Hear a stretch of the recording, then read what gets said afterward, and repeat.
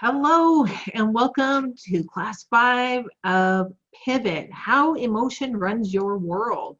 So as always, I recommend that you grab a pen and paper and take down some notes because I'm going to be giving you some stuff to think about this week.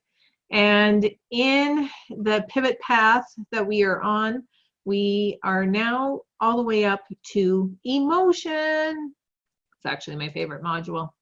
So what is your definition of a success is where we're going to get started today, because when we can emotionally connect to our feeling of success, it's going to give us some clarity on what we need to pivot. So how do you rate success? Is it your social status? Is it your financial freedom? The control that you feel? The respect that you have? The relationships that are in your world? Or just the feeling of freedom? When you can really connect to what your definition of success really is, then you're ready to pivot. So at the end of the day, if your definition of success is grounded in social status, financial freedom, control, or respect, when you reach those things, it is highly likely that you are going to feel like something's missing when you reach that goal. When you have relationships or freedom, it is more a way to connect to joy now. And so when you have it, it feels complete. The most important relationship that you can have is with yourself. So when you've developed super strong self-love, there's very little that can shake you when you achieve that. And the feeling of freedom, when you can feel free no matter where you're at, you have reached a place where life is good. It's really, really good. So the reason that is because the first four are mostly ego driven, and it is fire that drives you, and it's fight that you feel. So social status, financial freedom, control, and respect, it's all got a fire and fight element to it. Whereas with relationships and freedom, it is a driven to serve, and it has a flow energy with it. So when you're really in mission serve and you are in flow energy, things just become so much easier. It isn't a fight, it's a feel is more what I'm going to call it. So when your intention is to serve, the benefits that follow is the social status changes from fighting for it to be invited to it. Financial freedom goes from the need to struggle to you can't stop it. It's like the more you give, the more you receive. The self-control that you were fighting for, all of a sudden it shifts and you attract respect. The self-respect and self-love are amplified, your relationships are stronger, and you truly do feel freedom. Ego, it is really self-serving. And the thinking that is required with ego, it doesn't work because it takes too much effort to try to force things to go your way, right? It's limited, it's restricted, and it requires too much of you. And so when you can shift and pivot and turn into flow, and your intention is to actually serve, things actually begin to flow with ease, because it is with the intention of serving others and really being a go-giver. So when you can establish your emotion becomes your GPS. Your heart starts to guide you, and it's way smarter than what anybody gives it credit for. So authenticity, it has some subconscious signals. Number one is intention. Number two are your beliefs. Number three are your fears. And number four are your energy levels. So if you check into each one of these 4 things, you're going to figure out what it is that's driving you. So you can do everything right. If any of these things are off, everything feels like it's still an uphill battle.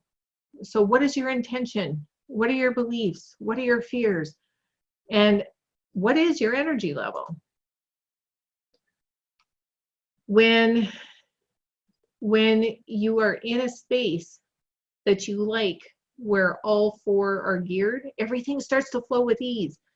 And if you're in a space where those 4 are a struggle, it's probably because you're disliking something, right? And your subconscious connection weighs in the heaviest. It truly is the deciding factor.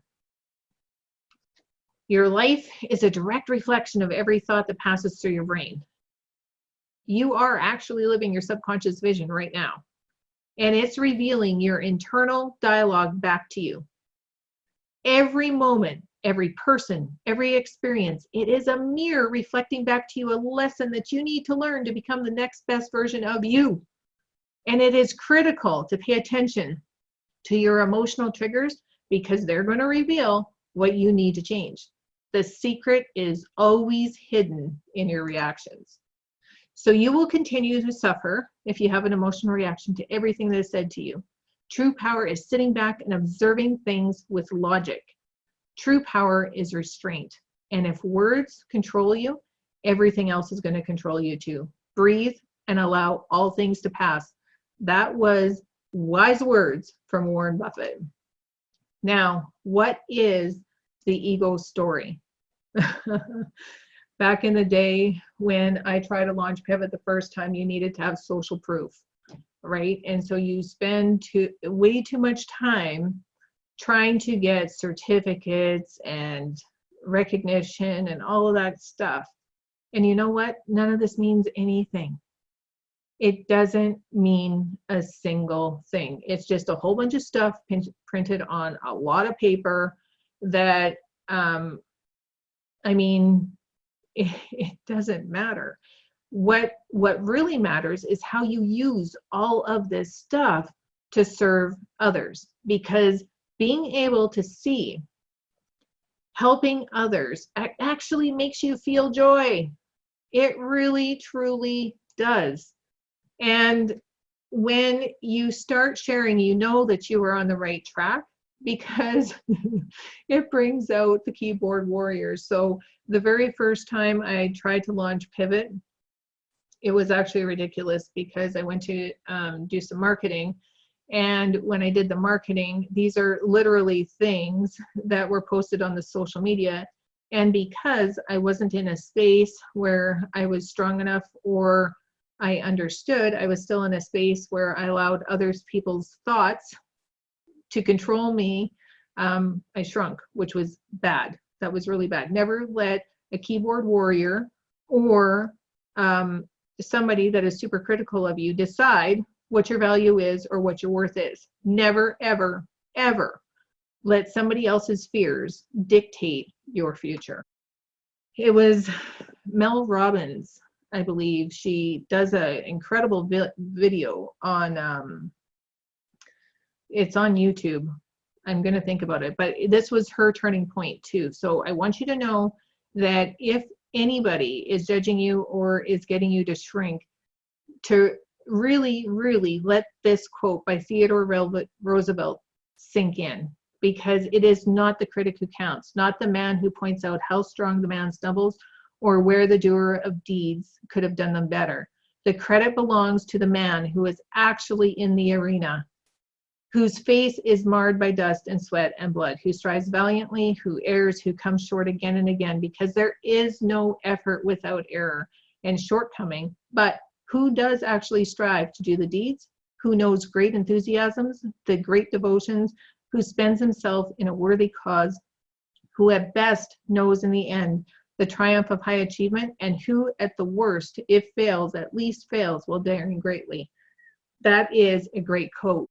It doesn't take long to get clarity on how to pivot. So how long does it take to pivot? Well, it's going to take a while if you don't clear out the clutter. But if you are absolutely able to clear out the clutter, it can happen in just a moment. And if anybody is willing to volunteer, I want you to post down in the comments below. And when I see that comment, I will give you a key takeaway that you can use in order to maybe pivot faster. Okay. So when life hands you challenges that are like puzzles, when you complete one, another one is provided. It can be never ending, but it is better to complete as many as you can in the time that you've been allotted, because everything makes sense in hindsight. I mean, next level is one of my favorite sayings because it's so true. And I truly believe that life is like climbing a staircase. When you get to the next step appears. And it's important to keep on climbing that staircase. So change happens in a second. Deciding to change takes time. That is a quote by one of my favorite mentors, Andy Andrews. And establishing the habit that you need to keep change, it takes about 40 days. So I highly encourage you this week to dig deep into, are you in ego mindset, or are you in a serving mindset? And figure out, what is your story? What is it that's holding you in place? What are you believing that is no longer serving you? And when you can get really clear on that, I told you my story. I mean, the harder I fought, the bigger the hole I got into, until I learned to pivot. And that is my deepest wish for you. I hope that you are able to look in, and so that you can see the blessings on the outside. Until next week, thank you for attending. Bye for now.